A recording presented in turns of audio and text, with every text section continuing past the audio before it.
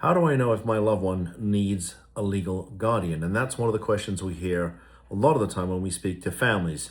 And as you know, we have spoken to over the years, literally thousands and thousands of families from all over the country. I mean, we're in South Florida, but we speak to families in that New York, New Hampshire, Vermont, New England corridor. We also speak to families in the Midwest, and we also speak to families out west, right? Oregon, California, Hawaii. And they call us because, well, they've got a loved one who, well, isn't doing well, right? They've got drug issues, mental health issues, usually both together. And they just don't seem to be able to make rational decisions about their health care, their need for treatment, their need to take their medications, their need to take care of their finances. I mean, it could be something as simple as paying your rent so you don't get evicted, right? But it also has to do with who they spend time with, where they're living, and just making sure they can take care of themselves. So we're dealing with a situation where somebody lacks the ability, the capacity being the legal word, to make decisions for themselves. And usually when somebody is in crisis, the one decision they cannot make is that decision to save themselves. And it may be they need to go to treatment. It may be they need to take their medications. Okay, it may be they need to live in a recovery residence after treatment.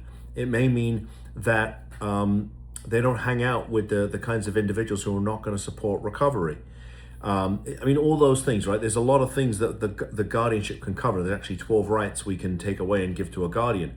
But when you decide, and it appears that they're not able to make, the sort of objectively rational decisions that you and I would consider are appropriate for somebody who's living a productive life, then it's time to have a conversation about having somebody appointed as the guardian. Now, typically in behavioral health cases, it's usually going to be mom and dad, typically, who will be the ones to step in and start making decisions for their loved one. So if you want to have a conversation about guardianship, because it's one of the 3 tools that we use a lot of, and I will tell you, as a proud husband, my wife wrote the book on how to use guardianship for behavioral health cases.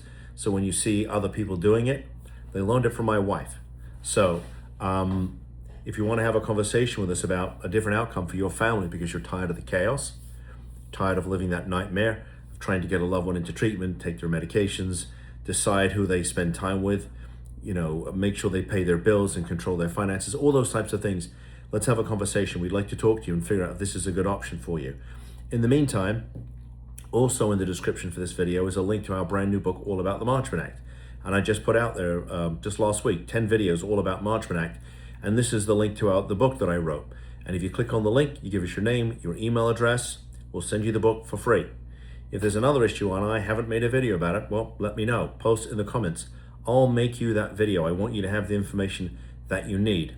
If you like this content, please give us a thumbs up. Really helps with the Google algorithm. And if you want more of this content that I make every day for you, please subscribe to the channel. With that said, thanks for tuning in. I'll see you in the next video. Bye-bye.